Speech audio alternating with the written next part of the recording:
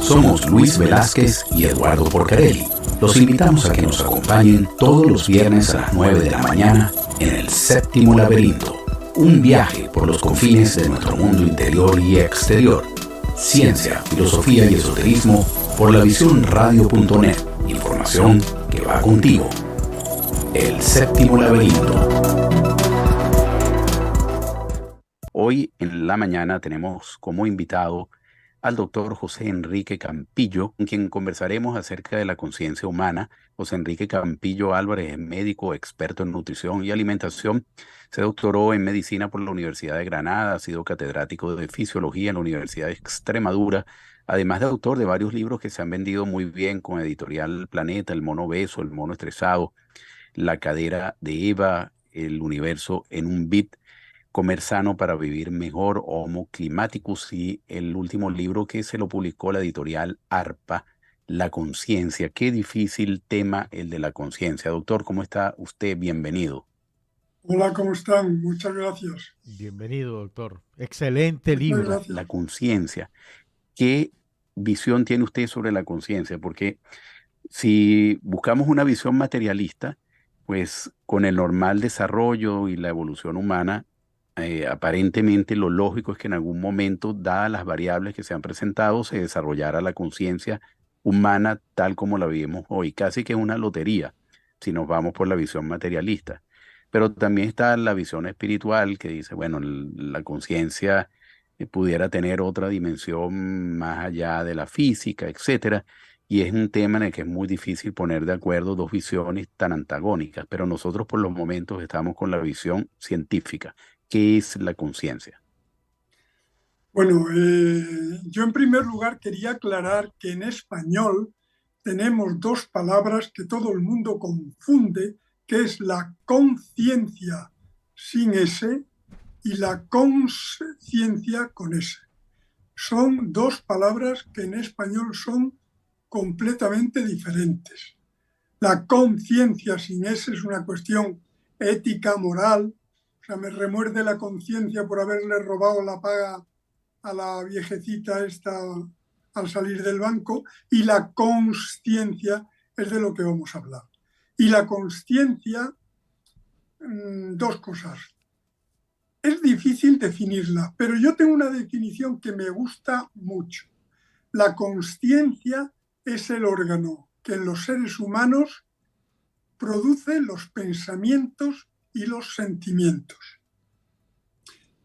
Y respecto a la evolución, hay una cosa muy interesante. La consciencia, como todo lo que tiene nuestro organismo, es un producto de la evolución biológica. Tiene que serlo así. Pero cuando se observa una gráfica, la típica gráfica que se pone en el eje de ordenadas de las Y, el tamaño del cerebro, y en el eje de las X, los millones de años transcurridos, se observa que pasan un montón de millones de años en el que el cerebro se mantiene en torno a 350-400 centímetros cúbicos. Y eso incluido el Ardipithecus ramidus y la Lucy, etc. Y de repente, hace unos 2 millones de años se produce un crecimiento exponencial de tal magnitud que yo lo he calculado dividiendo el volumen por el número de años, y prácticamente sale que el cerebro aumenta el tamaño de una lenteja cada 2000 años. Eso en términos de evolución es algo extraordinario. Algunas fuerzas han incluido, yo de eso precisamente hablo en el Homo Climaticus. Yo creo que nosotros somos hijos del frío y nuestra evolución ha sido una cosa terrible, lo hemos pasado muy mal. Y yo creo que en parte el cerebro que tenemos nosotros y la consciencia son fruto precisamente del intento de supervivencia a esas malísimas condiciones climatológicas, nutricionales, en las que nos ha tocado evolucionar. Profesor, le reitero que mis felicitaciones porque ese libro es extraordinario, realmente. A mí me ha encantado, como dicen los españoles. Pero quisiera preguntarle, porque su libro me ha dado la posibilidad de hacerme un montón de preguntas a mí mismo. Y lo primero es, ¿dónde nace la conciencia? ¿Cómo podemos No se explicarnos eso? tiene ni idea, ni idea. Tengo un dato muy curioso. Eh, el número de julio de la revista New Scientist, revista de divulgación famosa, en el número de julio del 2021, el número entero es un special issue dedicado a la consciencia, lo titula así, Consciencia, y fíjense que el subtítulo dice las 10 principales preguntas acerca del mayor misterio en el universo. Es decir, New Scientist califica en el año 2021 a la consciencia como el mayor, el más grande misterio en el universo. Hoy, a 2023, sigue siendo el más grande misterio en el universo. ¿Y por qué eso es así? Hay una razón. La verdad es que los medios que nosotros tenemos para penetrar dentro de esa caja dura que es el cráneo, hasta hace muy poquitos años que se desarrolló ya la resonancia magnética, el PET, todas esas técnicas de imagen que ahora tienen casi todos los hospitales, antes no había nada. Colocar unos electrodos para hacer un electroencefalograma, unas radiografías que no se veía nada porque el tejido cerebral es como tofu. En fin, no se sabía nada, ¿no? Las autopsias o las lesiones, el cirujano, cuando los cirujanos abren el cráneo, como el cerebro no tiene terminaciones dolorosas, no duele. Entonces toqueteaban, aprovechaban que mientras quitaban el tumor cerebral, pues toqueteaban por allí donde podían y como el sujeto estaba consciente, pues entonces les decía, al tocar ahí, doctor, se me ha movido, me pica el dedo gordo del pie y entonces de ahí iban haciendo unos mapas y tal, o sea, una cosa muy rudimentaria, pero ahora ya con los RMN es cuando empezamos a conocer algo, porque se puede poner a una persona sometida a un RMN y decirle, por ejemplo, hay un trabajo fantástico en esto, piense usted, imagine usted que está jugando al tenis, una persona que le gustaba mucho jugar al tenis, y entonces se ve qué áreas, porque se le inyecta un contraste y se mide qué áreas del cerebro se iluminan. Pero cuando le dice, ahora imagine que juega al tenis con su nieta, pues entonces se iluminan otras áreas distintas. ¿Por qué? Porque ha entrado en juego lo que yo les decía antes, que es lo fundamental de la consciencia, lo que nos diferencia de todo el resto de seres vivos. Nosotros, nuestra consciencia es capaz de generar pensamientos y sentimientos. Y eso es único de la conciencia y único hasta donde podemos saber de la raza o de la especie humana. Bien dicho que hay por ahí un filósofo americano, Nagel, que ha escrito un libro muy acertado que dice cómo es ser un murciélago. Porque claro, no nos podemos meter dentro de la cabeza de un perrito a ver qué es lo que si tiene sentimientos. Pero en principio, todos los estudios meticulosos, electrofisiológicos y de todo tipo, parece ser que los compartimos con los animales las sensaciones y las emociones, pero los sentimientos son, al parecer, exclusivos del cerebro humano. Una pregunta, doctor. ¿Por qué, como usted lo relata en su libro, los seres humanos somos los ganadores en lo que se refiere a capacidades cerebrales y quizás no otro mamífero distinto? Bueno, a densidad, porque el elefante tiene un cerebro más grande que el nuestro. Pero claro, hay que darse cuenta que gran parte del cerebro se dedica al estómago, al intestino, a regulación de los músculos, pero la densidad cerebral es la más alta que existe. Y además tenemos una estructura que no tiene nadie, ningún otro animal, ningún mamífero, que es la corteza cerebral.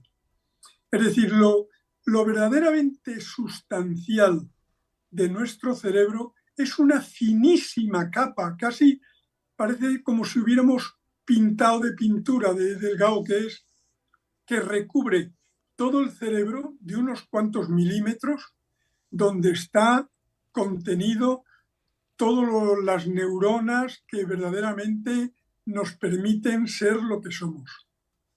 Sobre todo la parte de la corteza frontal, la que está en la parte de la frente, que es una característica también muy humana, porque, por ejemplo, si ahora me estoy acordando que el vídeo que he visto yo de Bermúdez de Castro, esta gente sabe mucho de eso, lo podría explicar perfectamente. Cualquier antepasado nuestro, por más próximo que esté, por ejemplo, los neandertales, los cráneos de los neandertales no tienen frente, es decir, desde las cejas les sale hacia atrás, por lo tanto no tienen ese lóbulo frontal y la corteza prefrontal, que es verdaderamente una de las zonas donde casi todo el mundo señala como asiento de parte al menos de la consciencia.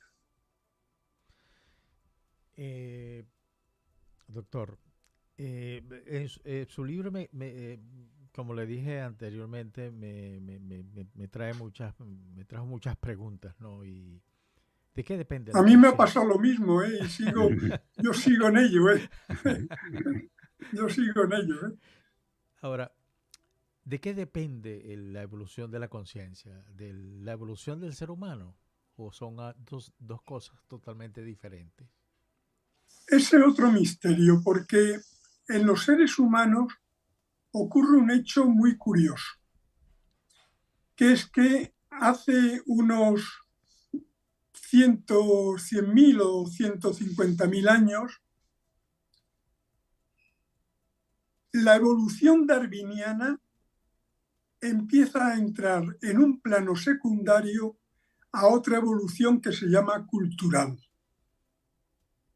Es decir, nosotros para desarrollar un animal cualquiera, para desarrollar unas muelas carniceras capaces de cortar la carne y triturar huesos y tal, tuvo que esperar millones de años de evolución.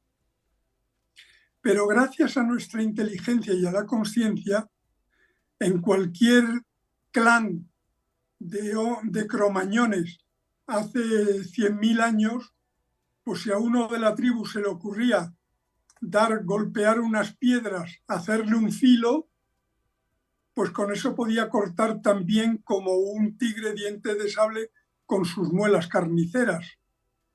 Por lo tanto, a partir de ese periodo más o menos, empezó la evolución cultural. Y la evolución cultural ha, en cierta medida, eclipsado, sin detenerla, a la evolución darwiniana. Y ha permitido que, por ejemplo, mientras que adquirir alas para volar costó a las aves 50 millones de años de evolución, a nosotros en pocos siglos hemos pasado a volar en aviones, a tener el radar que tienen los murciélagos, a tener el sonar que tienen los delfines, a matar a distancia con una efectividad tremenda. Es decir, todo eso no es producto de la evolución darwiniana, es producto de esa otra evolución que se llama evolución cultural. La evolución darwiniana se basa en los genes, en las mutaciones de genes, y la evolución cultural, según decía Richard Dawkins, se basa en los memes, que son las unidades de información que han ido cambiando, y en esa estamos. Por lo tanto, esa es una de las funciones que ha permitido, por su éxito, por su ventaja, desarrollarse nuestro cerebro y sobre todo esa facultad tan exclusiva que es la consciencia. Profesor, hay un tema que siempre genera mucha controversia en el análisis de la conciencia. Es la capacidad que tienen los seres humanos para albergar sentimientos y creencias en lo que pudiéramos llamar la trascendencia espiritual, que usted hace Ajá. referencias en su libro muy interesante. ¿Qué nos puede decir al respecto cuando ya como seres humanos tenemos un nivel de conciencia suficientemente elevado como para hacernos esas preguntas de dónde venimos, por qué estamos aquí, a Claro, dónde vamos? claro. Ese es un asunto muy curioso yo creo que son efectos colaterales de la conciencia, pero nos llama. ¿Por qué? Por ejemplo, la conciencia nos permite saber que tenemos un pasado y saber que tenemos un futuro y programarlo. Eso es interesantísimo, una de las funciones. Nos permite saber que estamos donde estamos y que formamos parte de un universo y nos recuerda a cada paso que inevitablemente hemos de morir, nos permite creer en cosas que no podemos ver, como dioses o espíritus, e incluso nos permite tener la esperanza de que quizá una vez que llegue la muerte, pues a lo mejor haya una prolongación de nuestra existencia, al menos de la existencia de la conciencia, porque es la que controla todo, más allá de la muerte. O sea, toda esa serie de cosas son productos, secreciones, como si fueran secreciones de esa estructura que nadie sabe realmente dónde está ni cómo funciona, que es la consciencia.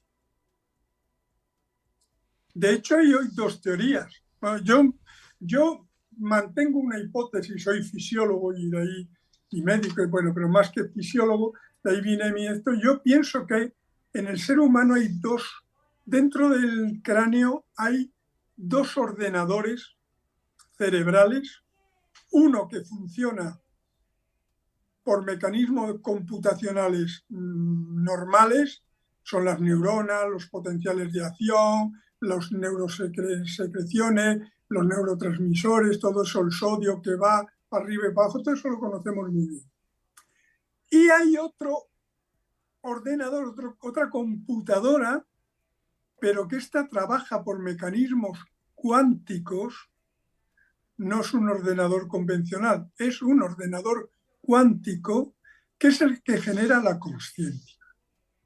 Esta teoría está apoyada, esto para que lo entiendan bien el público que nos esté escuchando, esto no son elucubraciones de cualquiera. Por ejemplo, la base cuántica de la consciencia la han desarrollado mucha gente que la está investigando, pero fundamentalmente dos personas.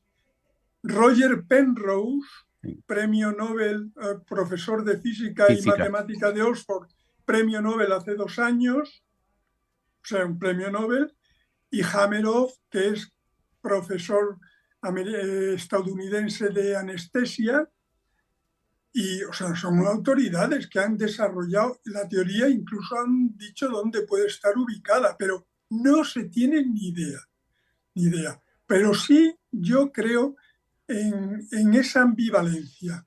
Y lo pongo con algunos ejemplos que todo el mundo puede entender. Yo, por ejemplo, puedo estar con un amigo escuchando un concierto. A los dos, a través de nuestros oídos y a través de nuestra vista, nos llegan las imágenes de los violinistas, nos llegan a nuestros oídos los sonidos de los violines y de la música que se está allí produciendo, llegan a nuestra corteza, tenemos la sensación auditiva, pero en un momento de escuchar aquello, de repente esos estímulos sonoros que para mi amigo no significan nada más que, bueno, qué bonito, qué bien están tocando, de repente en mí, ahí dentro, ponen en marcha algo, encienden algo, y me empiezo a acordar de lo que le gustaba eso a mi madre, que acaba de fallecer y me pongo triste y tengo sentimientos de mi madre que la he perdido y que la música esa me recuerda. Eso se ha puesto en marcha la consciencia. Puede ser que en el amigo que esté al lado simplemente esté el otro cerebro, el convencional, procesando la música y dice, qué bien tocan, oye, el violín aquel es fenomenal y tal, eso, pero nada más. Pero en mi caso, algo se ha puesto en marcha, algo se ha encendido de dentro. De hecho, mi teoría, que la que mantengo en el libro, es que ese cerebro convencional, ese ordenador convencional, funciona con estímulos externos. Lo que vemos, lo que olemos, lo que oímos. Y siempre hay una respuesta motora. O nos movemos, o lo que sea, hablamos, o lo que fuera.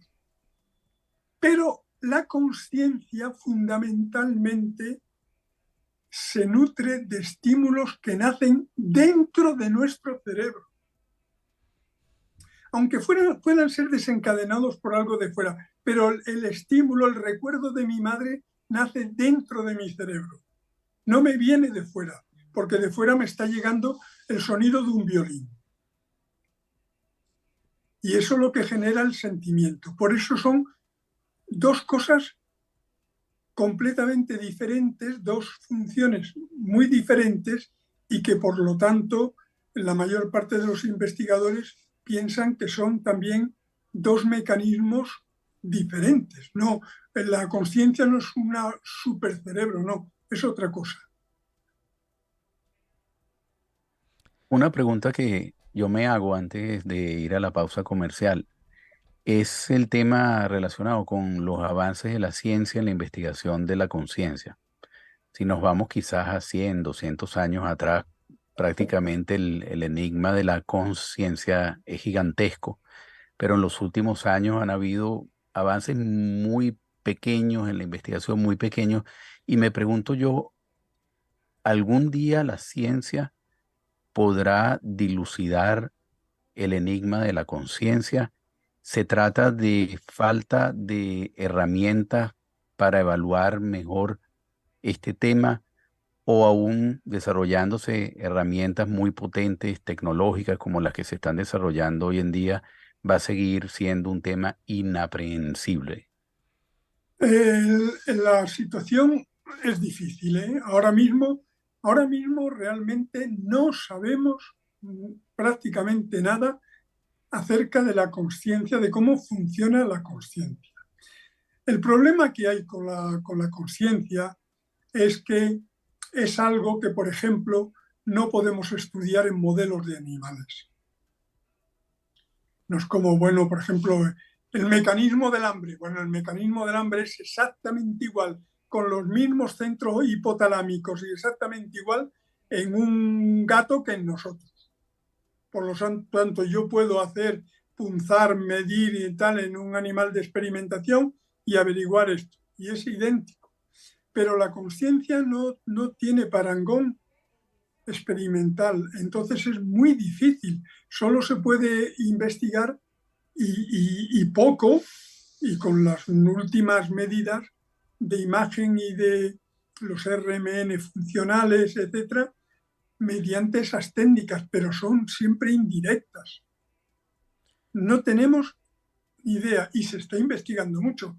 Hay un montón de proyectos, un montón de estudios, están metiéndose en el cerebro, pero el problema es que lo cuántico tiene la característica de la decoherencia, es decir, es una cosa tan frágil los mecanismos cuánticos que al menor soplo de viento se deshacen y desaparecen, ¿no? Entonces son muy difíciles de investigar.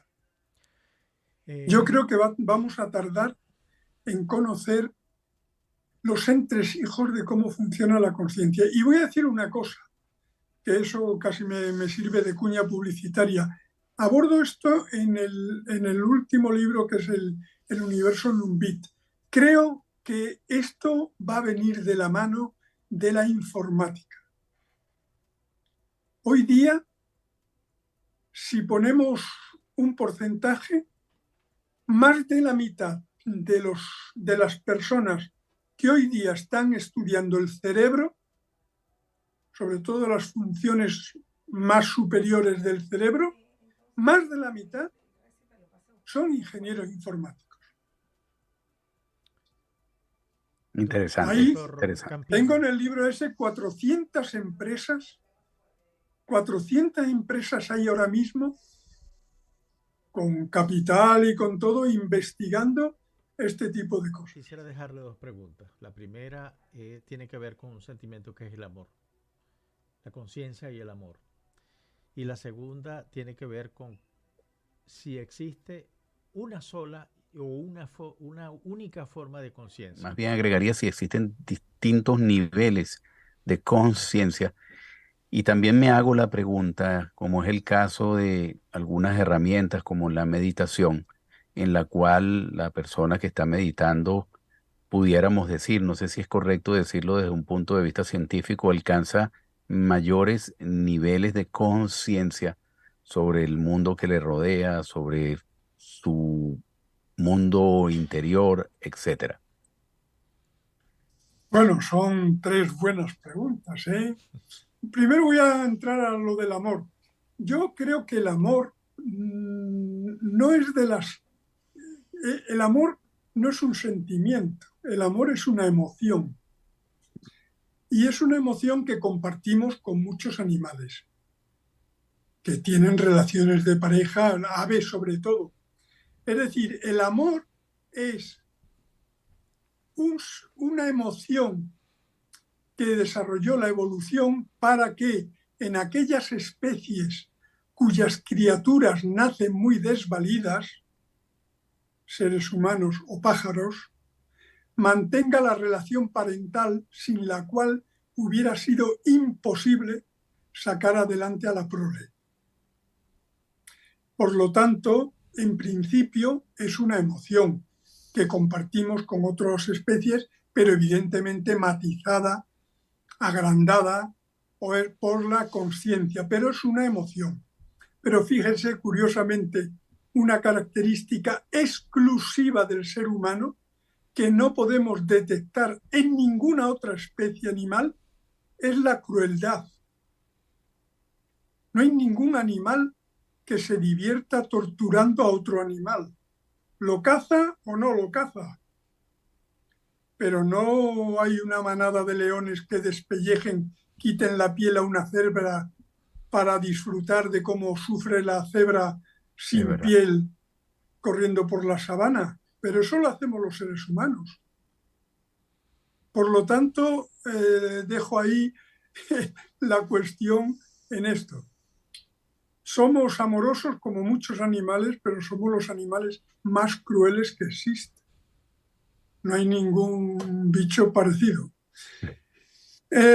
Respecto a los tipos de conciencia, la verdad es que no hay nada acerca de eso. Lo único que se detectan algunas patologías que limitan la expresión de determinadas funciones de conciencia en determinadas personas. Y sí es verdad, y yo hablo en el libro en bastantes ocasiones de la meditación, porque se han hecho numerosas investigaciones acerca de la conciencia, sobre todo creo recordar ahora el trabajo del mexicano, ¿cómo se llama? Greenberg.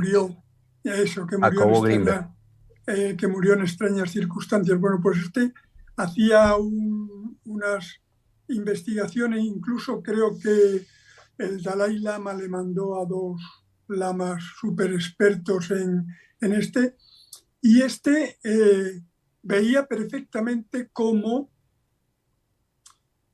se modificaban los ritmos, algunos ritmos cerebrales durante la meditación. Incluso hay un estudio, pero eso en otro campo, que es en el tema de si la conciencia se circunscribe a nuestro cráneo o puede salir del cráneo e interaccionar con otras conciencias. Y, por ejemplo, en los estudios que realizaron con lamas tibetanos, era muy curioso porque los ponían a meditar en habitaciones separadas les ponían un registro que permitía saber si detectaban luces o no detectaban luces. Uno estaba en una habitación completamente a oscuras y el otro en otra habitación alejada meditando, le daban flashes de luz. Cuando al de esa habitación le daban flashes de luz, es decir, su vista captaba estímulo visual y lo procesaba, se veían picos de actividad en el área de procesamiento de la luz en el otro que estaba en otra habitación alejada. Como un Hay entrelazamiento cuántico, ¿no? Más o menos. algún tipo de... Hay muchos estudios, muchos estudios, los de Sheldrake en Cambridge, hay muchos estudios que permiten sospechar que pueda haber algún tipo de conexión de salida de nuestra conciencia del cráneo. Y Sí, perdón. sí, no, no, lo escucho, profesor. No, dentro de esto, una de las cosas más espectaculares son, siempre se ha pensado que con nuestra conciencia, con nuestra mente, podríamos influenciar las cosas materiales. Eso lo sabe todo el mundo que vaya a jugar a la ruleta o a los dados. Claro. Bueno, cuando éramos pequeños jugábamos a la oca y le hablábamos al dado, al cubilete, al dado, que salga 5, que salga 5. Y porque en el fondo teníamos la sensación de que si lo decíamos con fuerza suficiente, saldría el número que nos permitiría ganar la partida. Eso está en la mente de todo el mundo desde tiempo inmemorial. Y ha sido objeto de numerosos charlatanes, de magos de feria y tal. Pero unos investigadores de Princeton, de ingeniería de Princeton, diseñaron unos sistemas cuánticos, unos aparatitos que aleatoriamente lanzaban ceros y unos al 50%. Y entonces los llevaron a lugares donde se entendía que había un gran concentración de actividad de conciencia. Por ejemplo, pues lo llevaron a centros donde se reunían 100 personas para meditar bajo la dirección de un gurú que venía de la India, o a actividades religiosas y tal, y observaron que cuando esos aparatitos cuánticos aleatorios estaban bajo la influencia de numerosas conciencias, cambiaban el orden y producían o más unos o producían más ceros significativamente. Entonces se le ocurrió una idea genial, eso lo puede ver todo el mundo en internet porque está libre y se lo pasarán bien. Hicieron 70 aparatitos, 80 aparatitos de esto y los repartieron por todo el mundo en voluntarios. Estos voluntarios tienen ese aparato permanentemente conectado con su ordenador, que además están todos conectados con un ordenador, una computadora en la central de Princeton. Y continuamente esos 80 aparatitos cuánticos están lanzando los ceros y uno que van produciendo, que se integran en la computadora grande de Princeton y hace una gráfica suma de todos los demás.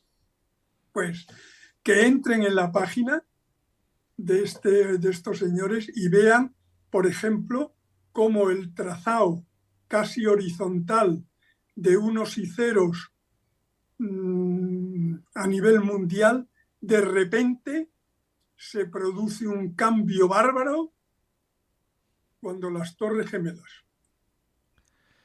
Y muchas otras cosas que han ocurrido. Por ejemplo, cuando ocurrieron los atentados aquí en España del 11 de marzo, también se ve una curva estadísticamente significativa. Pero lo más curioso es que, porque ha tenido detractores y han dicho, bueno, es que la estadística está mal hecha. Yo creo que no está mal hecha. Pero curiosamente en el libro señalo un artículo que me encontré, un artículo de de un departamento de psicología de la Universidad de Berlín, en el cual hacen lo siguiente: cogen un ordenador y al ordenador le cargan un fichero con fotos que tienen que ver con fumar, o sea, gente fumando, gente sentado en una mesa tomando un café y fumando, humo por allí y tal, y otro fichero con fotos que tienen lo contrario de fumar: praderas con riachuelos, cumbres nevadas, nubecillas por allí volando, etcétera, pajaritos cantando, etcétera. Y tiene un programa que aleatoriamente va lanzando fotos de fumadores o fotos de no fumadores, al 50%. Es un mecanismo aleatorio. Y entonces empezaron a poner al lado del ordenador, sin tocarlo, fumadores, y le decían: usted piense en el tabaco, lo bien que le sentaría ahora fumar un cigarro, lo a gusto que estaría fumando. Y también ponían, contrarios al tabaco, pues ahora piense usted en los prados y el campo maravilloso, sin humos y tal. Pues cuando había fumadores al lado del aparato, el aparato generaba un 64% más de imágenes de tabaco. Increíble, Sí, increíble. No, esos son estudios que están ahí.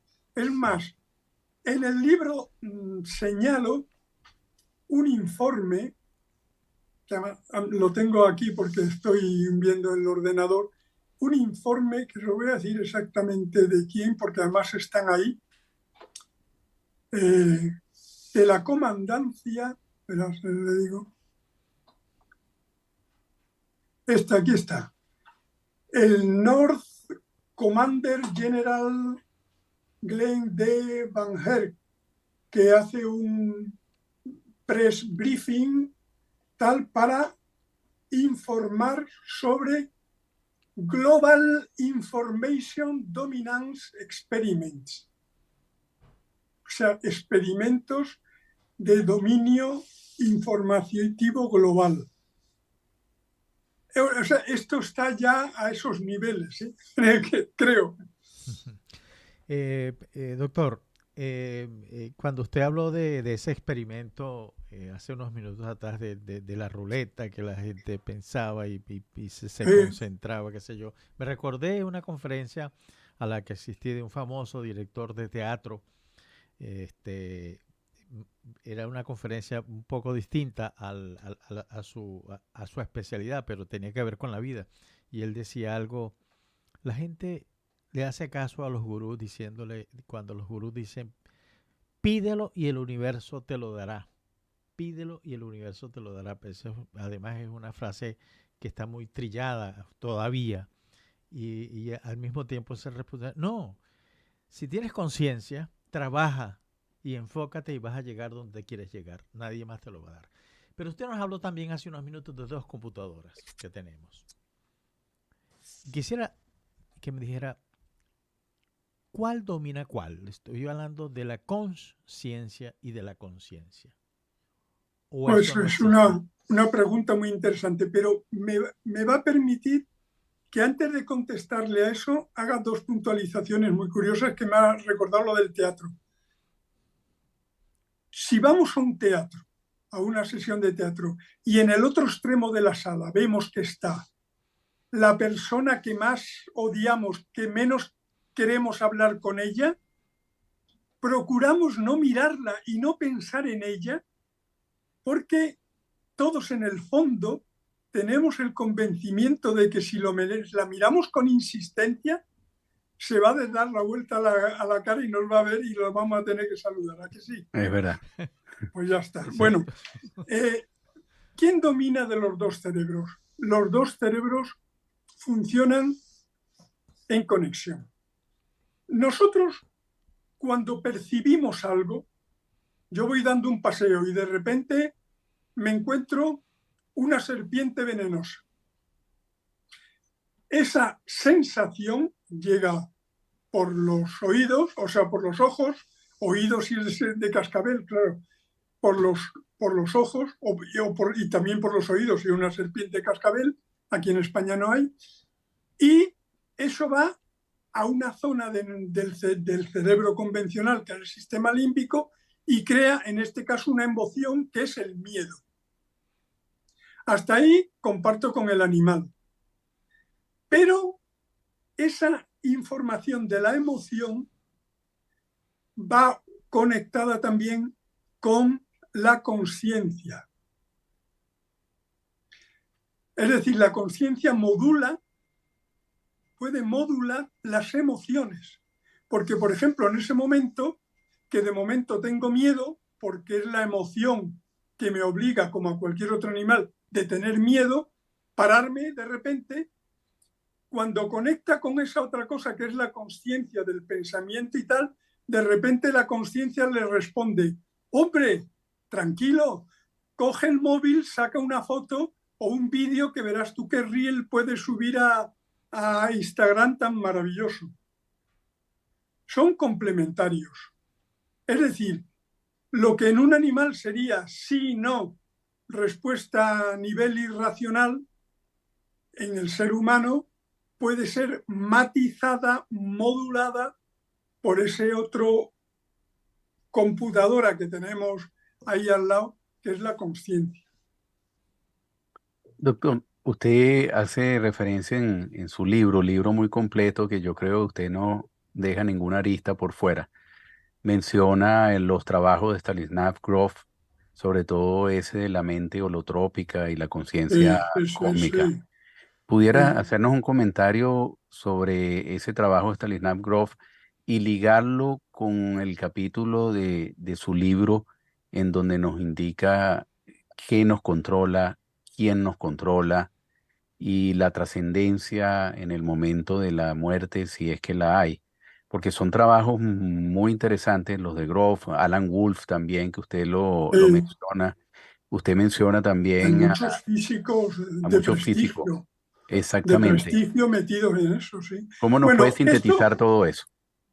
esto de toda la vida, o sea, desde el Paleolítico, hemos tenido la idea de que estamos conectados no solo unos con otros, sino con todo el universo. Eso ha sido una idea de siempre. Yo hablo allí del anima mundi, que era lo que se hacía, lo decía en la antigüedad, el unus mundus, un mundo único, todo conectado, que lo decían Carl Jung y el físico Pauli, premio Nobel. Decían que estaban los que también inventaron el sincronismo, está todo conectado. La nosfera de Teilhard de Chardin, todos son propuestas de lo mismo. Cantidad de filósofos, cantidad de pensadores y últimamente de físicos piensan que hay una conexión, que posiblemente nuestras conciencias no sean individualidades, sino que formen parte de un todo conectado, lo cual sería una cosa extraordinaria. Lo que pasa es que eso es muy difícil de demostrar, porque estamos todavía a un nivel verdaderamente inicial en este tipo de asuntos, pero mucha gente lo propone. Y esto lo conectan con lo que señalabas antes de qué es lo que pasa cuando nuestro cuerpo se muere. Se muere también la conciencia, desaparece o, como dicen científicos, incluso y persiste en algún formato especial, no sabemos cómo. ¿Y Esos qué piensa son, la intuición del doctor José Enrique Campillo al respecto? Buena bueno, pregunta. yo no, como decimos aquí, yo no suelo mojarme. Yo, a mí lo que me gusta es plantear los problemas, exponerlos, digerirlos y luego ponerlos allí de una forma para que todo el mundo pueda y cada uno que saque sus consecuencias. Pero hay dos fenómenos relacionados con la conciencia que son muy interesantes, que están ahora a un nivel de estudio muy elevado. Uno es las experiencias cercanas a la muerte, de los cuales ya hay artículos en las mejores revistas científicas y de todo esto, diciendo, oye, cuando uno se le para el corazón, tal, y lo resucitamos gracias a las técnicas que hay hoy día tan buenas de resucitación en las UBIs de los hospitales, pues viene contando que ha estado en un sitio, que había un túnel, que había luz y todo esto. Curiosamente, eso lo escribe exactamente igual, lo escribe Platón en el libro 4 de la República, acerca de un guerrero que falleció y cuando lo iban a quemar volvió a la vida y contó que había un túnel, que había gente que conocía, que tal. O sea, lo mismo que están contando hoy la gente. O sea, por lo tanto, hay una unanimidad. Hay casos espectaculares. Uno de una compositora norteamericana, Pam Reynolds, que tenía un aneurisma del cerebro y la tuvieron que poner para operar el aneurisma del cerebro. Hay que pararle la vida, o sea, ponerla a 30 grados, quitarle la sangre, o sea, muerta completamente, corazón parado, por supuesto, y tal. Y cuando volvió a la vida, dio detalles del procedimiento quirúrgico que habían tenido con ella, que era imposible absolutamente que los hubiera. Entonces hay algo ya constatado, incluso hay una revista científica con ese título. Y luego, últimamente, se están poniendo, vuelvo a decir que esto viene muy arrastrado por las novedades informáticas. Por ejemplo, cuento el final, lo que yo llamo en el libro la teoría smartphone de la vida después de la muerte, que es copiado de la teoría que plantea en numerosos libros y escritos un húngaro famoso, Ervin Laszlo. Ervin Laszlo es un músico extraordinario, es filósofo, es científico, ha hecho unas publicaciones y entre otras cosas ha creado el Club Budapest, que es como el Club de Roma, con mucha gente. Ahí está el Dalai Lama, y estaba Gorbachev, que ya se ha muerto, estaban cantidades políticos, científicos y de toda gente en el Club Budapest. Bueno, pues tiene escrito, y además yo creo que se vende el libro todavía, lo que él llama la teoría de la nube de la consciencia. Es decir, es un símil a lo que pasa con el móvil. Quiero decir, si yo cojo mi celular y saco las imágenes de mi nieta bailando en una fiesta de cumpleaños, pues esas imágenes se transforman dentro del móvil en bits. Mi nieta desaparece. Son bits en los millones de bits que tiene cualquier móvil. Qué increíble. Pero no se quedan ahí. Mi nieta echa bits, unos y ceros, dentro del móvil, ¡pum! Le doy un aparato y se va se convierte en fotones y por las fibras ópticas va a unas máquinas que tienen las empresas curiosamente en el Polo Norte, porque es donde tienen todas las máquinas estas de las nubes, Amazon y todos los demás, porque al parecer necesitan mucha refrigeración y allí les sale más barato. Entonces mi nieta, bailando, que tan guapa y tan graciosa, aparece metida en los bits de esas máquinas. Si mi celular muere al hacer un selfie, se cae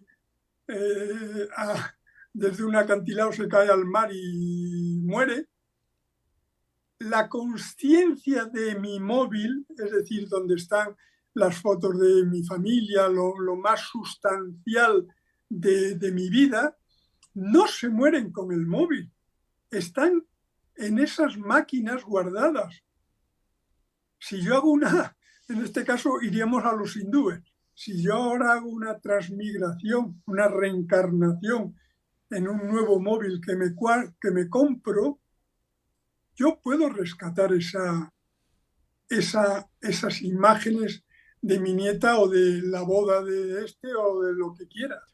Por lo tanto, la teoría que plantea esta gente es que posiblemente nuestra conciencia, lo sustancial de nuestra vida, no solo esté dentro de este armazón que es el cráneo, sino, eso lo dicen, en algún formato, puede ser el vacío cuántico, puede ser lo que dice Erwin Larson, que es el acasio, el espacio, puede haber otros formatos, pero puede estar ahí. Esa es la teoría que plantea esta gente.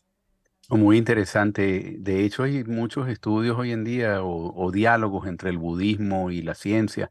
Hay un libro que a mí me gusta mucho que es El monje y el filósofo y el infinito en la palma de tu mano, donde el hijo de Jean-François Ravel y algún científico o él con su padre reflexionan sobre estos temas.